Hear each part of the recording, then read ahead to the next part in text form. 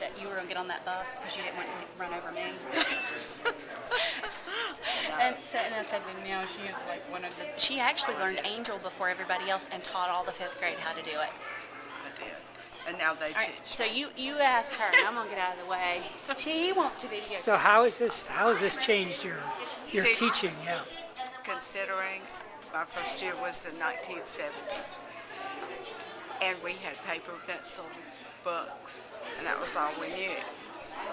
So this has been a huge change for me. I've learned more than the kids. They're my teacher, and I follow their lead. What advice would you have for other veteran teachers as this starts to be implemented in schools? Don't be afraid of it. Don't. Just resist that urge to resist change and embrace it and go with it, and you'll love it. And it's work. But if you get a new textbook, that's work. Are the kids learning better? Yes, I definitely see it. They're a lot more engaged, and you can't have engaged children and it not improve the quality of their education all the way around. Do you find a lot of your own resources, or do you do that with other teachers, or how do you do? Oh, we do. We do. We share, and the minute somebody knows how to do something and they find it successful, they'll say, let's try this. Do this. It worked in my class. And so you have to have a group of teachers that are willing to work together and are willing to learn just as much as they're willing to teach.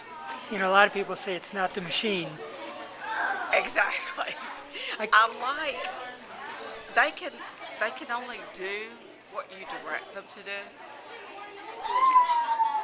They can play games, but they've got to do more than that. And today, they're doing a map activity, and I would never get them to use a book and find the location of that many states, cities, and geographic features. It wouldn't happen. They've loved it. They've been working about 40 minutes now, and I haven't seen their enthusiasm drop yet. And I noticed not many of the students would have keyboarding skills, but it doesn't seem to be slowing them down. No, not at all. It doesn't slow them down when they text. It certainly isn't going to slow them down on the laptop.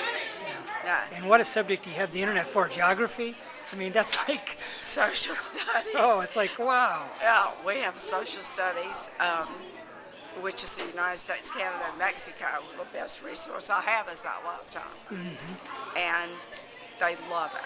They love it. And then reading, I can get things online that we can't afford to have all those things in our library. Mm-hmm. You can't afford it. Mm-hmm. But so I've got resources right there for anything I need. Yep.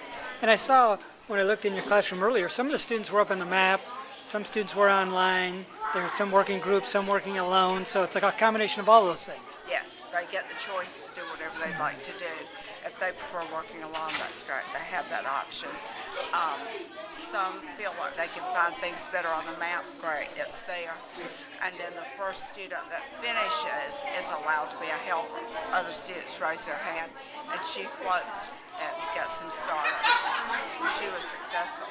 Well, thank you very much for sharing. Thank you. My pleasure. Okay, thank you.